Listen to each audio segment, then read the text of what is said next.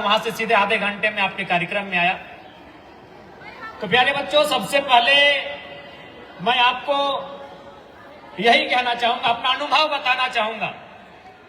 क्योंकि आप किसी राज परिवार से नहीं है, आपके माता पिता किसी बड़े घराने से नहीं है, तो मैं आपको अपना अनुभव बताना चाहूंगा कि आज आपके सर ने मेरा तो बहुत लंबा परिचय दिया, लेकिन खैर हम लोग अभी बहुत कुछ करना है। हम लोग मानते हैं अभी हमने शुरुआत किया है, अभी तो कुछ किया ही नहीं है।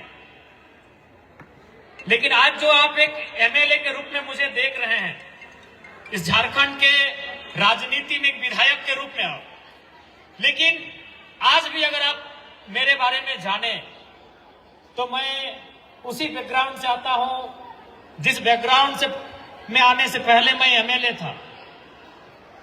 मेरे पिताजी का देहांत जब हुआ था, उस समय झारखंड अलग राज्य आंदोलन बहुत पीक टाइम था, 80-85 का वो टाइम था, और काफी नाकाबंदी हुआ करती थी। पुलिस के साथ हमेशा आमना सामना होता था आंदोलनकारियों का।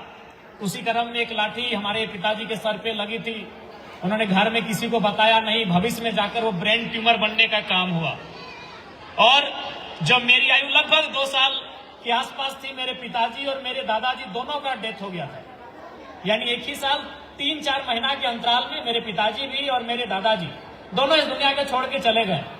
और हमारे गांव देहात में एक कहावत है, पता नहीं रांची वाले समझेंगे कि इस कहावत को, हमारे धनबाद बोकारो में कहावत है कि जे घारे मरद नहीं से घारे भरद नहीं। यानी लगभग, चूंकि पिताजी का भी मेरा डेथ हो गया था, मेरा दादाजी का भी डेथ हो गया था, तो उस घर में मैंने पुरुष अब कोई नहीं। मेरी माँ भी विधवा हो चुकी थी, मेरी दादी भी विधवा हो चुकी थी। हाँ, मेरे एक चाचा है, अभी भी जिंदा है, लेकिन दुर्भाग्य कहिए कि उनके दोनों आंखें जन्म से नहीं है, मैंने जन्मान दे सुरदास है। तो इसीलिए कहावत है कि भाई गांव देहात में कि जे घारे मरद ना हो से घारे बरद हो ना, क्योंकि हार के जो तो। और हम लोग जिस परिवार से आते हैं, मूल रूप से खेती बाड़ी करने वाला परिवार।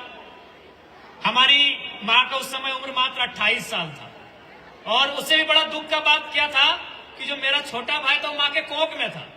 मैंने दुख खत्म ही नहीं हो रहा। पिताजी एक साल उसी साल डेथ कर गए, दादाजी उसी साल डेथ कर गए, अगर चाचा भी है तो दोनों आंख उसका नहीं है, और छोटा भाई दुनिया में आया नहीं हो तो 4 या 5 महीना माँ के पेट में ही है। तो सोच के देखिए, उस परिस्थिति में मेरा परवरिश हुआ। लगभग पूरे 25 साल तक मैंने देखा अपनी माँ को हर उस काम को करते हुए जो एक पुरुष करता है, केवल हल चलाते हुए नहीं। क्योंकि हमारे समाज में ये मान्यता है कि एक स्त्री हल का बूटा को नहीं पकड़ सकती है। अगर ये बाध्यता नहीं होती तो शायद मैं अपनी माँ को देखता है कि वो हल भी चला लेती। बाकी हर वो काम को मैंने अपने माँ को करते हुए देखा जो एक पुरुष कर सकता है। और आज बिल्कुल मेरा यहाँ आना एक आश्चर्यचकित घटना है कि जरा मातो, जब हम पहली बार गिरिडीह जिला के दिशा की मीटिंग को अटेंड करने गए थे, उस मीटिंग में उस जिला के सभी विधायक होते हैं। गिरिडीह जिला के 6 विधायक, कोडरमा के सांसद, गिरिडीह के सांसद, और उस जिला के जितने भी पदाधिकारी हैं, चाहे आईएएस रहे, आईपीएस रहे, सभी मीटिंग में आते हैं। उस मीटिंग का नाम दिशा है। जब मीटिंग खत्म हो गई तो उस समय जो जिला के उपायुक्त थे नमन लकड़ा, जो आपके रांची के ही है, नमन जी हमारे सामने आए। उन्होंने एक ही सवाल किया कि हु इज जयराम महतो। सब चले गए, हमको बैठा के पूछे कि भाई कैसे। राजनीति में जो भी आता है एक बैकग्राउंड को लेकर आता है, एक बहुत बड़ा सिस्टम को लेकर आता है, एक बहुत बड़ी परिपाटी को लेकर आता है। आप उसको तोड़कर कैसे आ गए यहाँ तक? क्या सर, हमको भी आइडिया नहीं, बस अचानक से हम यहाँ तक आए। तो हम कहना ये चाहते हैं प्यारे बच्चों की जिंदगी में हर किसी को एक मौका मिलता है, हर किसी को। अब सवाल ये है कि जब आपको वो मौका मिलेगा उस दिन आपकी तैयारी कैसी है? कोई नहीं, यहाँ जितने भी बच्चे आप बैठे हैं, आप पढ़ाई लिखाई कर रहे हैं, मन लगा के पढ़िए, हमारी शुभकामनाएं हैं। और सपने भी देखिए, बड़ा से बड़ा सपना देखिए। अगर सपने सच नहीं होते हैं तो आज मैं आपके बीच एक राज्य के एमएलए के रूप में बिल्कुल नहीं आता। सपने सच होते हैं, आप उन सपनों को देखिए और उसके लिए मेहनत करिए, क्योंकि जिस दिन आपको मौका मिलेगा, ये दुनिया आप चाहे जिस रूप में उसे माने, ईश्वर के रूप में माने, अल्लाह के रूप में माने, प्रकृति के रूप में माने, आप जिस रूप में उसे मानते हैं, आपको एक मौका देगा, एक अपॉर्चुनिटी आपको देगा। अब सवाल यह है कि जिस दिन आपको अपॉर्चुनिटी मिलेगा जिस दिन आपको मौका मिलेगा आप उस दिन के लिए कितना तैयार हैं। इसलिए तैयारी आपकी आज से होनी चाहिए, और मैं देख पा रहा हूं आप लोग बहुत अच्छी तैयारी कर रहे हैं, और ये निसंदेह आपकी जो ये तैयारी है एक दिन निसंदेह रंग लाएगी। और एक बात प्यारे बच्चों, मैं अक्सर कहता हूं कि आज जो समय आपको मिला है इस समय का सदुपयोग करिए। ये मौके, ये समय आपको बार बार नहीं मिलेगा। ये जो अभी समय आपको मिला है इस समय को आपको भुनाना है, इस समय को आपको बनाना है। ये मौके, ये समय आपको बार बार नहीं मिलेंगे। आज आप जाके देखिए, आपके माता पिता भी आपके साथ आए हैं।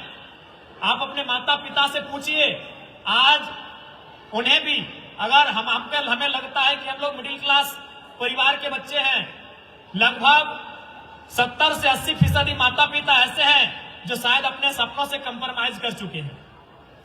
इसलिए कंप्रोमाइज कर चुके हैं कि शायद उनका जब समय था, जैसे आज आपका समय है, जब उनका समय था तो शायद उनको कोऑपरेट नहीं मिला होगा उनके परिवार से।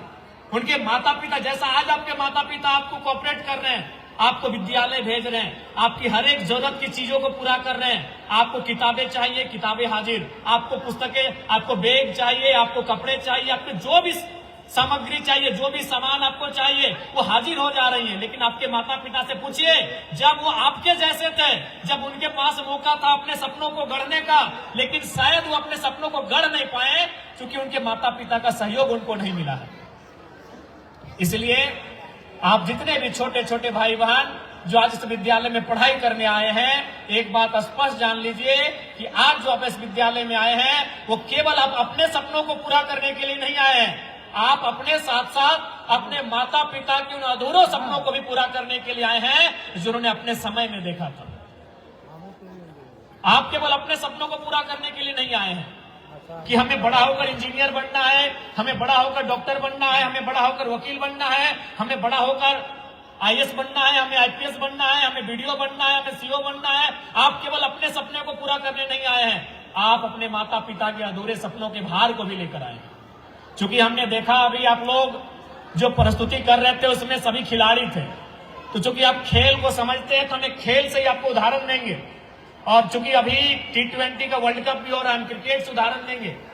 आपको अभी आज के जमाने में आप विराट कोहली को जानते हैं, महेंद्र सिंह धोनी को जानते हैं, रोहित शर्मा को जानते हैं, सूर्य कुमार को जानते हैं, लेकिन आज से ठीक एक दशक पहले भारतीय टीम में सचिन तेंदुलकर एक खिलाड़ी थे और उनके बाद एक खिलाड़ी आता था, उसका नाम था राहुल द्रविड़।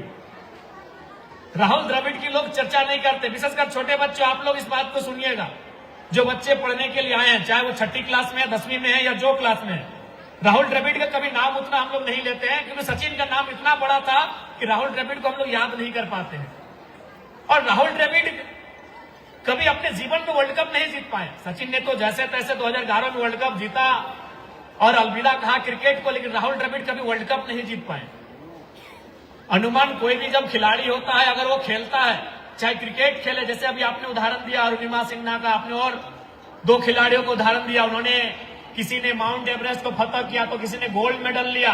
तो ठीक उसी प्रकार खेल में अगर कोई खिलाड़ी होता है तो उसका ख्वाब होता है कि वर्ल्ड कप को जीते, चाहे क्रिकेट हो या फुटबॉल हो या हॉकी हो या कबड्डी हो। लेकिन राहुल द्रविड़ ने कभी वर्ल्ड कप नहीं जीता। वो क्रिकेट से रिटायरमेंट ले लिए, जैसे आपके माता पिता। जाहिर सी बात, अब यहां से तो ये कोई नौकरी या कोई जॉब या तो कोई ड्रीम अपना पाले नहीं है। तो राहुल द्रविड़ जब रिटायरमेंट ले लिया तो उसके बाद उन्होंने क्या किया, इंडियन टीम के कोच की कमान को संभाला। राहुल द्रविड़ एक खिलाड़ी के रूप में इंडिया को कभी वर्ल्ड कप नहीं जीता पाए। अब क्या हुआ, वो एक कोच बन गए टीम इंडिया के, और 2004 यानी इससे पहले जो वर्ल्ड कप था, एक कोच के रूप में राहुल द्रविड़ ने भारतीय टीम को वर्ल्ड कप जिताया। इसका मतलब ये होता है सपने ट्रांसफर हो जाते हैं, सपने एक पीढ़ी से दूसरी पीढ़ी में ट्रांसफर हो जाते हैं। यानी जो सपने आपके माता पिता ने देखे थे शायद उन्होंने पूरा नहीं कर पाया, लेकिन अब वो चाहते हैं कि उन सपनों को आप पूरा करें। आपके माता पिता अब खिलाड़ी नहीं रहे, वो कोच बन चुके हैं, अब खिलाड़ी आप हैं, और उनके नेतृत्व में, उनके दिशा निर्देश में आपको उन सपनों को पूरा करना है जो उन्होंने अपने समय में देखा था। इसलिए और एक बात हमेशा याद रखिएगा, जितने भी प्यारे बच्चे इस विद्यालय में पढ़ने आए हैं, क्योंकि आप यहाँ समय देते हैं, यहाँ आप 4 घंटा 5 घंटा 6 घंटा बैठते हैं। हम मानते हैं, भले आप नहीं बताएं, पढ़ाई लिखाई जो होता है, चाहे कोई भी काम रहे जिसको आप लगातार 6 घंटा 8 घंटा करते हैं, थोड़ा सा बोरिंग फील होता है, आपको भी लगता होगा, लेकिन आप बताना नहीं चाहते क्योंकि आपके सर लोग साथ में हैं, तो आपको लगे कि सर लोग डांटे नहीं। हर किसी को ऐसा लगता है कि भाई रोज 6 घंटा एक ही बेंच में बैठना, एक ही ब्लैक बोर्ड को देखना, वही सर रोज आते हैं, वही सर लिखाते हैं, तो कभी कभी ये चीजें आपको लगता होगा कि शायद हम उब रहे हैं। लेकिन एक बात याद रखिएगा, दुनिया के एक बहुत बड़े मुक्केबाज थे, उनका नाम था मोहम्मद अली। वो कहते थे कि मुझे अपनी ट्रेनिंग के सेशन से बड़ी एलर्जी होती है, लेकिन मुझे मालूम है कि यदि आज मैंने इस ट्रेनिंग का सामना कर लिया तो आने वाला जो दिन होगा मेरा, वो एक चैंपियन की तरह बीतेगा। तो आज जो आप आए हैं ना, वो ट्रेनिंग सेशन है, एक अभ्यास का समय है। आप इस अभ्यास में जितना निपुण होंगे, आने वाला समय आपके लिए उतना ही चैंपियन बन के आप सामने आएंगे। इस बात को हमेशा याद रखिएगा। इसलिए आप आज जो समय आपको मिला है, इसे बिल्कुल भी गंवाइए मत, क्योंकि ये बहुत ही बेशकीमती समय है। और कहते हैं कि आज शिक्षा एक ऐसा हथियार है जो सही मायने में हमारी आज की परिस्थिति है उसको बदल सकती है। आप अभी अरुणिमा सिन्हा का पाठ आप सबों ने किया एक एक्ट के माध्यम से, आपने पढ़ा होगा या फिर उसके बारे में जाना होगा कि किस प्रकार से वह ट्रेन में सफर कर रही थी। और शायद उस समय हमें लगता है उसका जो ड्रीम था वो शायद एक सीआईएसएफ या कोई भी डिफेंस लाइन की तैयारी करना था। लेकिन जब ट्रेन में वो जाती है, कुछ चोर उसके सामने आते हैं, उसके गले में शायद कोई चेन था, उसे छीनने का प्रयास करते हैं और उसी क्रम में उसको धक्का दे देते हैं। वो ट्रेन से नीचे गिर जाती है, उसके दोनों पांव कट जाते हैं। 3-4 दिन बाद या फिर काफी दिनों के बाद जब उसको होश आता है दिल्ली के एक अस्पताल में, और वो देखती है कि मेरे दोनों पांव कटे हुए हैं, तो रोते रोते रोते अपने आप से एक ही कहती है कि यदि आज मैं जिंदा हूं तो इतिहास बनाने के लिए जिंदा हूं।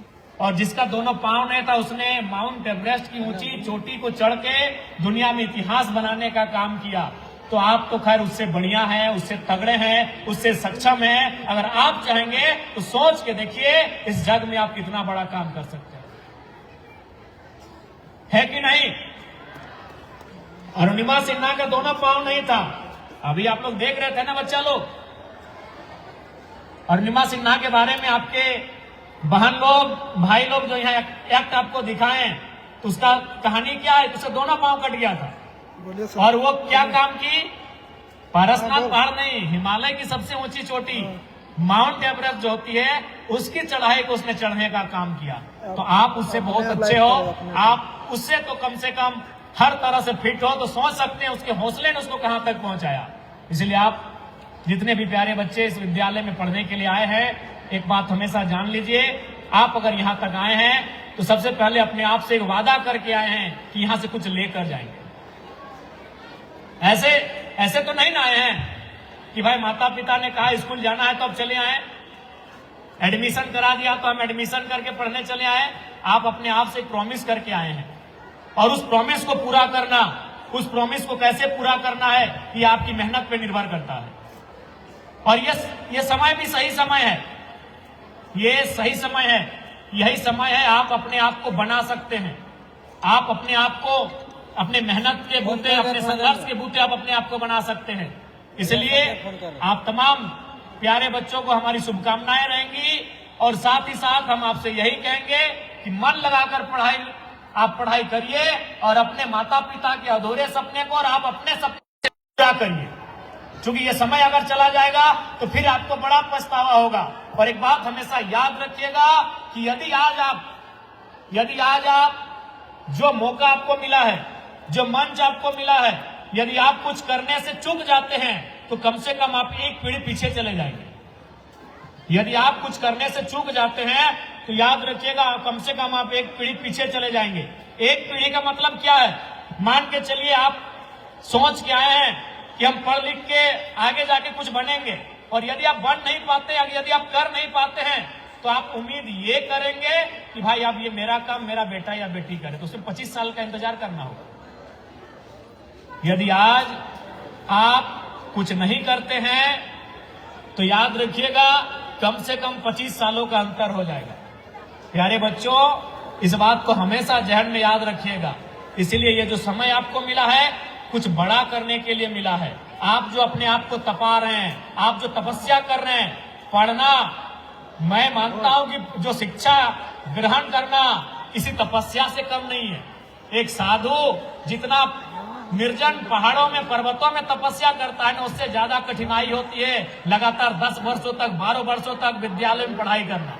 आसान नहीं है। मन बड़ा चंचल होता है, मन चंचल होकर कहां कहां घूमता फिरता रहता है, लेकिन आप एकाग्र होकर अपनी पढ़ाई को पूरी करते हैं, एक तपस्या करते हैं, एक तप करते हैं। इसलिए इस बात को याद रखिएगा, आपका सफल होना क्या करता है और आपका सफल ना होना क्या करता है, इस चीज को भी आपको याद रखना होगा। एकदम पूरा 25 साल आप पीछे चले जाएंगे, क्योंकि उसके बाद आप वहां से इस बात की उम्मीद करेंगे कि भाई अगर हमने कुछ नहीं किया तो कम से कम मेरा जो बेटा या बेटी होंगे वो कुछ करेंगे। और वो समय जब तक आएगा तब तक आपको कम से कम 20 से 25 सालों का इंतजार करना होगा।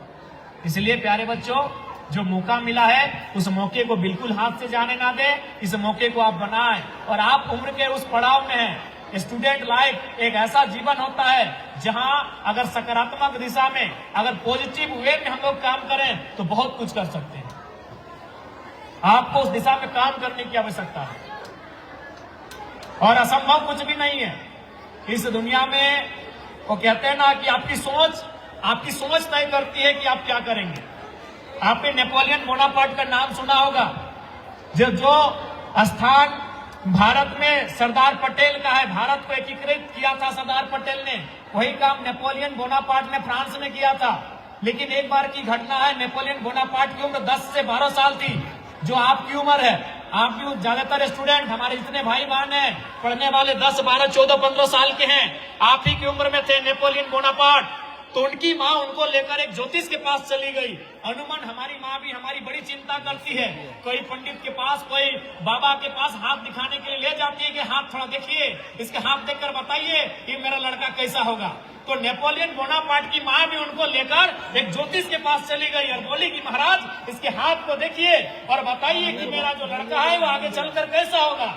ज्योतिष ने हाथ को देखा, हाथ की रेखाओं को देखा और देखने के बाद कहा इसका जो जीवन है बड़ा संकट में है, इसका जो जीवन है वो बड़ा कष्टकारी है, इसके जीवन में खूब सारी असफलताएं हैं। तो नेपोलियन बोनापार्ट ने कहा कि आप ऐसा कैसे कह सकते हैं।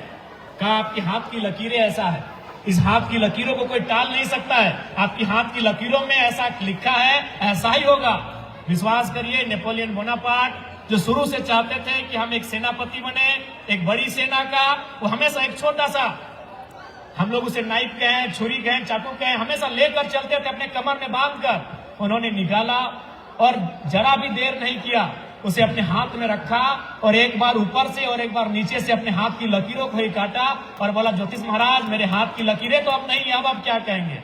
तो ज्योतिष ने कहा कि जिस नौजवान में, जिस लड़के या लड़की में इतना जुनून है वो कुछ भी कर सकता है, वो विधि ने जो लिखा है उसे भी टाल सकता है। लहू से बहता हुआ हाथ और कहा कि आप बताइए, आप तो कह रहे थे कि भाई हाथ की लकीरें, तो हमारा हाथ में तो लकीर ही नहीं रहा, हम तो लकीर कोई अपने से काट के साफ कर लिए।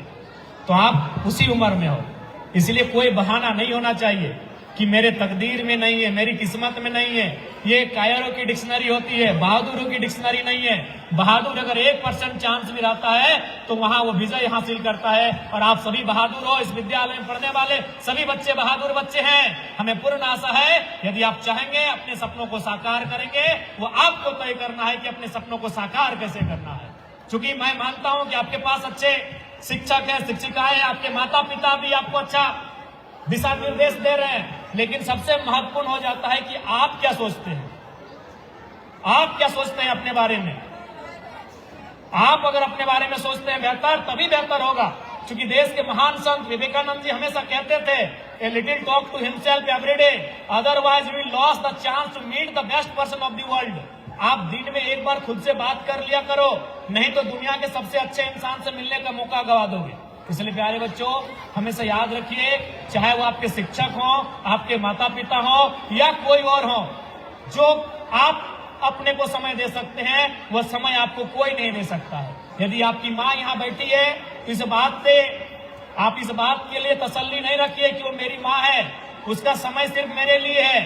जो आपकी माँ है वो किसी की पत्नी है, जो आपकी माँ है वो किसी की बहन है, जो आपकी माँ है वो किसी की पुत्रवधू भी है। इसलिए आपके पास अगर 24 घंटा कोई है तो केवल आप हो।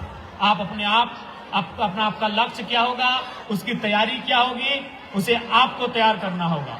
और एक बात अंत में कहेंगे, चूंकि समय काफी देर से आप इंतजार कर रहे हैं, आपको भी जाना है, रात्रि का समय है। आप प्रयास, यूं तो दुनिया में हर एक काम आसान है, लेकिन प्रयास करिए कि आप उस चीज को अपना ड्रीम बनाएं जिसमें आपका प्रतिभा हो, जिसमें आपका टैलेंट है। हर बच्चे में कोई ना कोई टैलेंट है, कोई ना कोई प्रतिभा है। इसलिए मैं आपको कहना चाहूंगा कि आपका जो टैलेंट है उसे आप अपना ड्रीम बनाइए। उसमें क्या होगा कि आपके जो चांसेस है, आपके जो मौके हैं वो ज्यादा होंगे। आप मैंने सचिन का नाम लिया था, आपको याद होगा, जो आप नहीं जानते हैं कि आपके बड़े जानते हैं, आपके विशेषकर चाचा लोग जानते होंगे, आपके पिताजी लोग जानते होंगे, क्योंकि माँ लोग भी उस समय क्रिकेट की शौकीन नहीं थी। अभी उन लोग आईपीएल आने के बाद महिला लोग थोड़ा सा क्रिकेट में रुचि रख रही हैं। तो सचिन तेंदुलकर उस समय डेनिस लिली नाम के गेंदबाज थे। भारत में उन्होंने एक गेंदबाजों का ट्रेनिंग के लिए एक सेशन चलाया था। सचिन गए कि हमको बॉलर बनना है, तो लिली साहब ने 2-4 दिन उनको प्रैक्टिस करवाया और बोला कि सचिन एक काम करो, तुम बॉलर मत बनो, तुम जाके बैटिंग में अपना कैरियर बनाओ। तुम्हारा टैलेंट बैटिंग में है, तुम्हारा ड्रीम बॉलिंग है, तुम बॉलर बनना चाहते हो, तुम्हारा ड्रीम है, अच्छी बात है, तुम्हारा सपना है गेंदबाज बनने का। लेकिन मैं तुम्हें सलाह देता हूं, तुम्हारा टैलेंट बैटिंग में है, तुम बैटिंग करो और उसे अपना ड्रीम बनाओ। अगर सचिन बॉलर बन जाते जो उनका सपना था, तो हमें लगता है कि 1980-90 के दशक, सचिन ने तो खेलना शुरू किया 1990 से। उस 90 के दशक में भारत की पूरे एशिया की सरजमी में, खासकर हिंदुस्तान की सरजमी में बहुत कम ऐसे तेज गेंदबाज थे। ऊपर से 5 फुट 2-4 इंच की हाइट थी उनकी। एक गेंदबाज के रूप में शायद सचिन उतना सफल नहीं हो पाते हैं जितना आज वो बल्लेबाज के रूप में हुए। इसका मतलब ये है कि सचिन का ड्रीम था गेंदबाज बनना, लेकिन टैलेंट था बैटिंग में। उन्होंने अपने ड्रीम को नहीं, अपने टैलेंट को, किसी ने सलाह दिया कि तुम टैलेंट को पकड़ो। ड्रीम तुम्हारा अच्छा बात है कि तुम्हारा ड्रीम है बॉलर बनना, लेकिन तुम्हारा टैलेंट है बैटिंग करना, तुम अपने टैलेंट को तैयार तराशो। और आज देखिए, हमें लगता है कि जब तक क्रिकेट रहेगा सचिन का नाम रहेगा। इसलिए प्यारे बच्चों, आपके अंदर जो टैलेंट है, आपके अंदर जो प्रतिभाएं हैं, उस प्रतिभा को आप तराशो और उस पर मेहनत करो, लगातार मेहनत करो। इतना मेहनत करो कि उस फील्ड में आपके सामने आके कोई खड़ा ना रहे। आप इतना मेहनत करो कि उस फील्ड में आपके सामने आके कोई खड़ा ना रहे। आप इतना मेहनत करो, चाहे कोई भी सेक्टर रहे। मैं बार बार कहता हूं कि यदि आप 6 घंटा पढ़ने में समय दे रहे हो, तो कम से कम आपको इस पढ़ाई के क्षेत्र का एक्सपर्ट होना चाहिए। यदि किसी को 6 घंटा पेंटिंग में समय लगता है कि मुझे पेंटिंग अच्छा लगता है, तुम 6 घंटा पेंटिंग में दो, लेकिन शर्त यह है कि कम से कम रांची जिला में तुम्हारे जैसा कोई दूसरा पेंटर ना हो। तुम्हें अगर दौड़ना अच्छा लगता है, तुम दौड़ो, रोज सुबह दौड़ो, 6 घंटा दौड़ो, लेकिन शर्त है रांची में तुम्हारे जैसा दूसरा दौड़ने वाला नहीं होना चाहिए। यदि तुम्हें तैरना अच्छा लगता है, तुम तैरो। यदि तुम्हें तैरना अच्छा लगता है, तुम तैरो, लेकिन 6 घंटा से 10-7 घंटा 5 घंटा तैरो। लेकिन शर्त यह है कि इस जिले में, इस राज्य में तुमसे बेहतर कोई तैराक नहीं होना चाहिए। हर एक क्षेत्र में, हर एक फील्ड में कैरियर है। जो आपके सपने हो सकते हैं उनमें आप मेहनत करो, लेकिन शर्त यह है कि आपको उस फील्ड का एक्सपर्ट बन के बाहर आना होगा। आपको पहाड़ चढ़ने का मन करता है, आप रोज चढ़ो, किसने मना किया है? 6 घंटा पढ़ते हो, 6 घंटा पहाड़ चढ़ो, लेकिन शर्त यह है कि आपसे बेहतर कोई माउंटेनर नहीं होना चाहिए इस जिले में। और निमा सिन्हा कौन थी? पहाड़ चढ़ने वाली थी ना। आपको पहाड़ चढ़ने का मन करता है, पहाड़ चढ़ो, लेकिन लगातार अभ्यास करो। और अगर अभ्यास की बात करना है प्यारे बच्चों, क्योंकि कभी कभी हमें लगता है कि ये सवाल याद नहीं हो रहा है, 4 बार याद कर लिए, ये फॉर्मूला नहीं हम बना पा रहे, इस फॉर्मूले को भी हम 2 दिन ट्राई कर लिए, ये कविता मुझे स्कूल में याद करने के लिए सर ने दिया है, होमवर्क ये मुझसे नहीं हो रहा है, मैंने 2 दिन ट्राई किया, ये सवाल मुझसे नहीं बन रहा है, तो याद रखिएगा, यूसेन बोल्ट का नाम उस समय याद करिएगा। यदि आप 1 दिन 2 दिन में अपने सवालों से भागने लगते हैं, आपको जो आपके टीचर ने टास्क दिया है, चाहे वो मैथमेटिक्स का हो या साइंस का हो या सोशल साइंस का हो या हिंदी इंग्लिश की कहानियां हो या किताब की कविताएं हो, यदि आपको एक दिन, 2 दिन, 2-4 प्रयासों में ऐसा लगता है कि हमसे नहीं हो रहा है, तो आप यूसेन बोल्ट को याद करिएगा। उस शख्स ने मात्र 9 सेकंड दौड़ने के लिए प्रैक्टिस किया था, मात्र 9 सेकंड। अभी 4 साल बाद, 4 साल में एक बार यूसेन बोल्ट को 4 साल में एक बार दौड़ना है और प्रैक्टिस रोज। अभी कितना दौड़ना है? मात्र 9 सेकंड। आप सोच के देखिए, मात्र 9 सेकंड। बोल्ट को मात्र 9 सेकंड दौड़ना था और उसके लिए कितनी प्रैक्टिस, रोज प्रैक्टिस, मात्र 9 सेकंड के लिए। 100 मीटर की दौड़ कितने में? 9 कुछ सेकंड था यूसेन बोल्ट का, तो मात्र 9 सेकंड ही उसको दौड़ना था। 9 सेकंड हम अपना नाम लेंगे और 9 सेकंड खत्म हो जाएगा। आपका जो भी नाम है उस नाम को पूरा लेंगे, 9 सेकंड खत्म हो जाएगा। और उतना सोच के देखिए, मेंटली कितना प्रिपेयर्ड थे, मानसिक रूप से उन्होंने कैसी तैयारी किया था कि मात्र 9 सेकंड दौड़ने के लिए वह 4-4 साल तक प्रैक्टिस करते थे। तो इसलिए प्यारे बच्चों, बहुत सारी समस्याएं आएंगी, बहुत सारे बाधाएं आएंगे। उन बाधाओं से हारना नहीं है, उन्हें जवाब देना है, उन चुनौतियों का सामना करना है और उन्हें जवाब देना है कि आपकी इच्छा शक्ति के सामने आपकी मुश्किलें बहुत छोटी हैं और आपकी जो इच्छा शक्ति है आपकी मुश्किलों से बहुत बड़ी है, ये आपको बताना होगा। पुनः इस विद्यालय में जितने भी बच्चे पढ़ने आए हैं उनको हमारी खूब सारी शुभकामनाएं। आप लोग मन लगाकर पढ़िए और इस क्षेत्र में, इस जग में अपना रोशन नाम करिए। हमारी शुभकामनाएं, केवल शुभकामनाएं नहीं, कभी आपको मेरी जरूरत लगे, क्योंकि मैं इस राज्य का एक जनप्रतिनिधि हूं। भारत एक लोकतांत्रिक देश है और लोकतांत्रिक देश में जनप्रतिनिधि राज्य के, देश के संचालन में, विधि व्यवस्था के निर्माण में भूमिका का निर्माण करते हैं। अतः मैं आपका जनता का प्रतिनिधि हूं, मैं जनप्रतिनिधि हूं। अतः आपको कभी मेरी जरूरत लगे तो बेहिचक आप मुझे याद कीजिएगा, क्योंकि मेरा जो पहला लक्ष्य है वह शिक्षा पर है। बच्चे पढ़ेंगे तभी हमारा झारखंड आगे बढ़ेगा। आज मुझे विनोद बाबू की एक लाइन याद आती है, क्योंकि आप शायद बच्चे हैं, विनोद बाबू को आप जानेंगे, आपके माता पिता आपको बताएंगे उनकी कहानी। विनोद बाबू हमेशा कहते थे कि झारखंड राज्य तो हम अलग ले लेंगे, झारखंड राज्य आज अलग करे, कल अलग करे, अलग होगा। वो 1980 में अलग हो, 1990 में हो, 2000 में हो या 2020 में अलग हो या 2040 में अलग हो, झारखंड राज्य एक दिन जरूर अलग होगा। लेकिन सबसे बड़ा सवाल है, इसे चलाएगा कौन? विनोद बाबू हमेशा अपने सहयोगी के साथ, उनके सहयोगी कौन? अभी हेमंत सोरेन के पिताजी, हालांकि जूनियर, लेकिन उनके सहयोगी कहें शिबू सोरेन, निर्मल महतो, कॉमरेड ए.के. राय, अपने सहयोगी से हमेशा विनोद बाबू कहते थे कि झारखंड राज्य तो हम लोग ले लेंगे, आज ले, कल ले, परसों ले, राज्य तो ले लेंगे, इसे चलाएगा कौन? चलाने का मतलब था, उनको भी चिंता थी कि हमारे राज्य के नौजवान पढ़े लिखे कम हैं, शैक्षणिक संस्थाओं में, बड़े उच्च शिक्षाओं में उनकी भागीदारी बहुत कम है। आज भी अगर हम राज्य को तो ले लेंगे, लेकिन अधिकारी बनेंगे पटना के लोग, कलकत्ता के लोग, हैदराबाद के लोग, गुजरात से आए हुए लोग, तो अपने अनुसार राज्य को चलाएंगे। यदि झारखंड को झारखंडियों के अनुसार चलाना है तो आपको पढ़ लिख कर उन जगहों में भी आना होगा जिन जगहों से कार्यपालिका संचालित होती है। तो इसलिए अगर आप चाहते हैं आपका झारखंड आगे बढ़े, तो आपको भी आगे बढ़ना होगा और आपको उन जगहों में आना होगा जिन जगहों से इस राज्य के संचालन में एक भूमिका का निर्वहन होता है।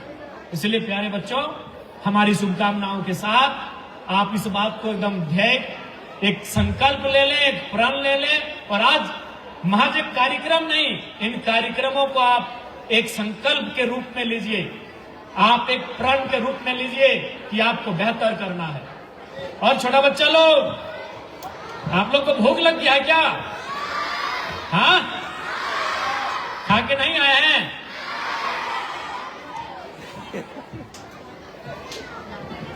टिफिन लाए थे? अच्छा, आप लोग पढ़ाई लिखाई ठीक से करते हैं ना? अच्छा, एक बात आपसे पूछे, आपके स्कूल में तो सरस्वती पूजा हुआ होगा। उस दिन आपको, जब आप घर से आ रहे थे तो मन लग रहा था ना? पूरा मन लग रहा था? आपके स्कूल में 26 जनवरी में झंडा फहराया गया था, उस दिन भी जब आप स्कूल आ रहे थे तो पूरा मन लग रहा था ना? लग रहा था ना? फिर 15 अगस्त होगा, उस दिन भी झंडा फहराया जाएगा। उस दिन भी आपको मन लगता है ना? नया कपड़ा, नए जूते, पूरा हंसते हुए घर से आते हैं ना? तो बाकी दिन का है नहीं? क्या हो गया, आप चुप हो गए? बाकी दिन का है नहीं? देखिए अभी वो रो रहा था, किधर गया? इधर गया, उसको बुलाओ इधर। आओ इधर, आओ इधर देखो, देखो, देखिए इसके चेहरे को देखो, तुम ही लोग का दोस्त है, बताओ, देखो देखो, ऐसा लग रहा है पूरा परिवार का जिम्मेदारी इसी को है। घर चलना इसी घर है, कहा कहना है? तो घर का याद आ रहा था। देख ले, घर का याद आ रहा है। वही हम बोले ना कि आप लोग को मन लगता है, सरस्वती पूजा स्कूल में है, एकदम बढ़िया बढ़िया कपड़ा पहन के चलिए, सरस्वती पूजा है। अरे 26 जनवरी है, चलिए 26 जनवरी है, 15 अगस्त है, एनुअल दिन भी आज ठीक ठाक अब आए हैं कि भैया लोग डांस करेंगे, दीदी लोग गीत गाएगी, आज भी आप लोग मन लगा के आए हैं। बाकी दिन देखिए आदे, अरे ऐसे कांदले ना है तो रे बोका, बताओ ऐसे कांदले भतो तो ही बताओ, एकदम नहीं कांदे ना। अरे प्यारे बच्चों, एक बात हमेशा याद रखिए, आपके माता पिता आपको बताए होंगे एक छात्र का, छात्र यानी पढ़ने वाला, उसका क्या लक्षण होता है? काक चेष्टा बको ध्यानम स्वान निंद्रा अल्पहारम गृह त्यागम। आपके माता पिता बताए कि नहीं? काक चेष्टा यानी कौवे की जैसी चेष्टा होनी चाहिए। कौवा को कभी देखे अपने रोटी की जब तलाश करता है कितना एकाग्र होके होता है? बगुले का ध्यान आप देखे, तालाब में बगुला कैसा खड़ा होता है? एकदम एक पांव में ऐसे करके खड़ा होता है, एकदम तुरंत मछली को पकड़ता है, उड़ जाता है। आप स्वान माने कुत्ता होता है, कभी कुत्ते के पास आप गए हैं? वो कभी सोता नहीं है, आप जैसे जाएगा उसका कान खड़ा होता है। यानी काक चेष्टा यानी कौवे जैसी चेष्टा होनी चाहिए। काक चेष्टा बको ध्यानम, बक यानी बगुला, बगुला जैसा ध्यान होना चाहिए, एकदम ध्यान लगा के मछली पे नजर कराता है, तुरंत मारता है चोंच और लेके उड़ जाता है। और स्वान निंद्रा, स्वान माने क्या होता है? कुत्ता होता है। कुत्ता को कभी सोते हुए आप नहीं देखेंगे। आप कभी 2 बजे रात को जाइए, कुत्ता कान खड़ा मिलेगा। और फिर क्या कहते हैं? अल्पहार, अल्पहार माने आधा खाना। स्टूडेंट को कभी भरपेट नहीं खाना चाहिए। अभी तुम लोग बोल रहा था भूख लगा है, ठीक है भूख लगा है, हम भी जान रहे हैं। तो स्टूडेंट को भरपेट कभी नहीं खाना चाहिए, क्योंकि नींद लग जाएगा, और नींद लगेगा तो पढ़ाई कौन करेगा? और लास्ट में क्या बोला गया है? गृह त्यागम। गृह माने क्या होता है बाबू लोग? घर, और त्याग माने छोड़ देना। तो जो बच्चे घर छोड़ेंगे, घर छोड़ना यानी माता पिता को छोड़ना। अरे आपके माता पिता भी नहीं चाहते हैं कि अपने कलेजे के टुकड़े को अपने से बाहर भेजें, लेकिन उनका सपना भी तो पूरा करना है। करना है कि नहीं करना है? करना है। तो करना है, तो रोने से सपना पूरा होगा? पेरेंट्स बहुत दिन के बाद आते हैं तो याद आता है। अच्छा, इनके पेरेंट्स जो भी हैं थोड़ा सा इनका फोन कीजिएगा। अरे आएंगे, बराबर आएंगे। और सर लोग हैं ना? हाँ सर लोग हैं। तो स्टूडेंट का क्या लक्षण होता है? आप लोग क्या सुने, क्या सीखे? काक चेष्टा यानी कौवे जैसी चेष्टा, बको ध्यानम यानी बगुले जैसा ध्यान, स्वान निंद्रा यानी कुत्ते जैसी नींद, अल्पहारम आधा खाना, गृह त्यागम घर को छोड़ना। तो बाबू लोग, ये 5 लक्षण होता है पढ़ने वाले बच्चों का। आप इनमें से बताइए किन के पास ये लक्षण है? हाथ खड़ा कीजिए। आप लोग तो सब हॉस्टल के बच्चे हैं, फिर तो हाथ खड़ा कीजिए। इधर वाले नहीं है क्या? हाँ इधर वाले। तो ये लक्षण होना चाहिए स्टूडेंट का, ठीक है? और एकदम आप नहीं रोएंगे, नहीं रोएंगे, ठीक है? एकदम नहीं रोना है। आपके माता पिता बहुत उम्मीद के साथ यहाँ भेजे हैं कि नहीं? आप घर में जाके देखिएगा, आपके पिताजी साल भर से अपना धोती नहीं लिए हैं, अपने साल भर से अपना लुंगी नहीं ली, अपना कमीज नहीं ली है, आपकी माँ साल भर से नया साड़ी नहीं खरीदी है, लेकिन जब आपको जैसा जरूरत होता है आपको पहुंचाती है कि नहीं पहुंचाती है? यस या नो? यस या नो? तो प्यारे बच्चों, क्यों? इसलिए कि मेरे बच्चों को कोई तकलीफ ना हो। तो क्या आप उनके सपनों को पूरा करेंगे? यस या नो? यस। गुड। और एक बात, अच्छा ठीक है, अभी आप हॉस्टल में रहते हैं, कभी आप घर तो जाते हैं, होली में जाएंगे, 4 दिन 5 दिन 1 सप्ताह छुट्टी रहता है, कभी आपने देखा है, होली छोड़ी, होली तो गर्मी का दिन है, अभी आप ठंडा में घर गए थे? अच्छा, आप कितने बजे रात को सोए होंगे घर में? कितने बजे? 8 बजे? 8 बजे सो गए? 9, 10 बजे। आपकी माँ कै बजे सोई होगी? आपके सोने के 1-2 घंटा बाद। सही की गलत? सही ना? आप बताइए, सबसे पहले सो के उठी कौन होगी? आपके मम्मी या आप? कौन? मम्मी। कै बजे? शायद 5 बजे, पूरा ठंडा ठंडा में 4 बजे। अरे आपकी माँ 4 बजे उठ गई? 4 बजे उठ के पहला काम क्या किया होगा घर में? आपकी माँ की कर, आपकी माँ सुबह जब 4-5 बजे उठती है तो क्या करती है? झाड़ू। देखिए, हम इसको नहीं बोले हैं, इसको हम जानते भी नहीं है भाई। सबसे पहला काम झाड़ू पकड़ती है। अच्छा एक बात बताइए, क्या आपकी माँ, आप फोन करके पूछिएगा कि 4 बजे जो सुबह सो के उठती है और उठ के जो पहले झाड़ू पकड़ती है, तो क्या आपकी माँ चाहती है उनके बच्चे झाड़ू पकड़े? नहीं चाहती है। आपकी माँ आज एक प्रण ली है, आपकी माँ ने एक वचन लिया है, एक कसम खाया है कि आज दिसंबर के ठंडा में, जनवरी के ठंडा में आपकी माँ 4 बजे 5 बजे सो के उठती है, हाथों में झाड़ू पकड़ती है। आप झाड़ू ना पकड़े, आप कलम पकड़े और ऑफिस में बैठ के अपना काम करें, इसलिए समझे? आज आपकी माँ इसलिए सुबह उठ के झाड़ू पकड़ती है, इसलिए बर्तन मांजती है, इसलिए चूल्हा फूकती है कि आप कलम पकड़ेंगे और आप ऑफिस में बैठेंगे और कार्यालय का काम करेंगे, इसीलिए ना। आप झाड़ू पकड़ेंगे इसलिए आपकी माँ झाड़ू नहीं ना पकड़ती है।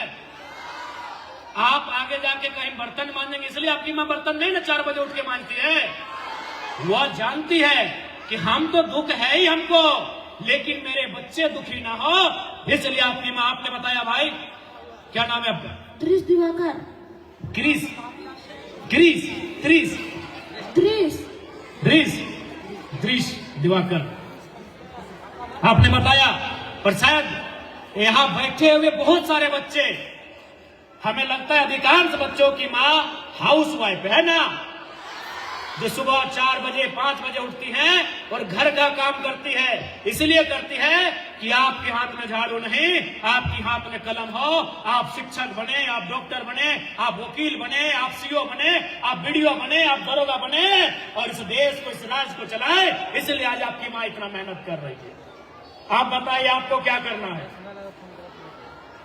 अब आप बताइए क्या करना है आपको? आपके माता पिता के सपनों को पूरा करना है या छोड़ देना है? क्या करना है? आवाज नहीं आ रही है प्यारे बच्चों, आप भूखे हो गए लग रहा है आप भूखे हैं, आवाज नहीं आ रही है। पूरा करना है, पूरा करना है ना? पक्का? चलिए ठीक है, चलिए, हमें लगता है आपके अंदर आग है और उस आग से जो चिंगारी निकलेगी वह किसी को जलाएगी नहीं, वह रोशन करने का काम करेगी। आप सभी के अंदर आग है, वो आग चिंगारी बन के बाहर आएगी और वो दुनिया को जलाएगी नहीं, दुनिया को रोशनी देने का काम करेगी, मुझे ये विश्वास है। और साथ ही साथ अभी 10वीं की परीक्षा है, जितने भी बच्चे 10वीं की परीक्षा में शामिल होंगे उन्हें मेरी शुभकामनाएं हैं। वो मन लगाकर पढ़ें। 10वीं कह सकते हैं कि आपका जो है वो पहली सीढ़ी है। जब आप इतनी जिस मजबूती के साथ इस सीढ़ी में अपना शुरुआत करेंगे। अच्छा ठीक है, 10वीं क्लास के जितने बच्चे आप लोग आ जाइए, आपके साथ एक लाइव चलो, फोटो सेशन भी हो जाएगा। लाइव चलो। अच्छा, खाली क्लास 10 वाले आएंगे? हाँ, उसके बाद अभी हमारा विधानसभा रांची में चलेगा, बाकी दिन आके बाकी लोग से मिल लेंगे हम। 12 वाले भी, अच्छा 12 वाले भी एग्जाम देंगे, 12 वाले भी, इंटर, आर्ट्स, कॉमर्स, साइंस, तीनों फैकल्टी के। देखिए आप कितने खुशनसीब हैं कि 10, 12 के साथ आपको यहाँ रखे हैं। आप देखिए इस मान सम्मान का बेकार नहीं करिएगा दिवाकर जी। सर देख रहे ना, सभी सीनियर के साथ आपको यहाँ रखे हैं मंच में, ठीक है ना। और दिवाकर का मतलब क्या होता है आप जानते हैं? दिवाकर मतलब सूर्य होता है, और सूर्य दुनिया को रोशन करता है।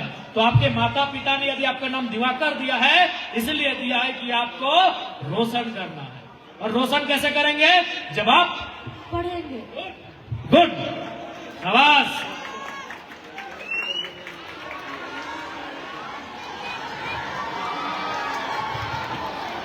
ठीक है आप दिवाकर, ठीक है,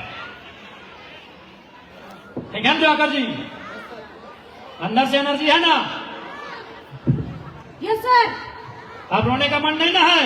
नो सर। गुड।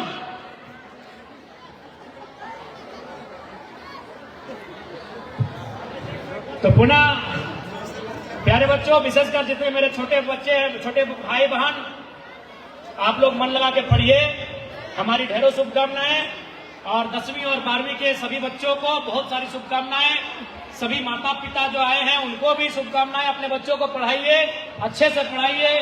जितने भी अतिथिगण आए हैं, आप इस विद्यालय के देख रेख में, दिशा निर्देश में अपनी भूमिका का निर्वहन करें। और विद्यालय परिवार के प्राचार्य समेत, प्रधानाध्यापक समेत जितने भी शिक्षक शिक्षिकाएं हैं, सहयोगी हैं, स्टाफ है, उन सभी को शुभकामनाएं। उनको मेरा अभिनंदन कि आप इन ये बच्चे जो आपके विद्यालय में हैं, ये कल के भविष्य हैं, इन्हें आप तरह से इन्हें तैयार करें। हमारी शुभकामनाएं। मीडिया के साथियों को भी बहुत बहुत धन्यवाद। बहुत बहुत धन्यवाद सर, बहुत बहुत धन्यवाद।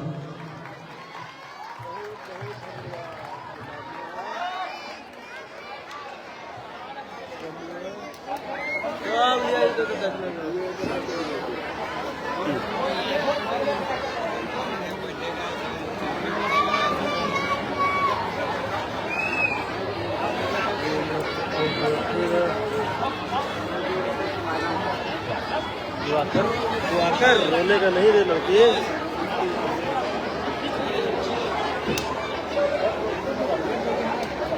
दो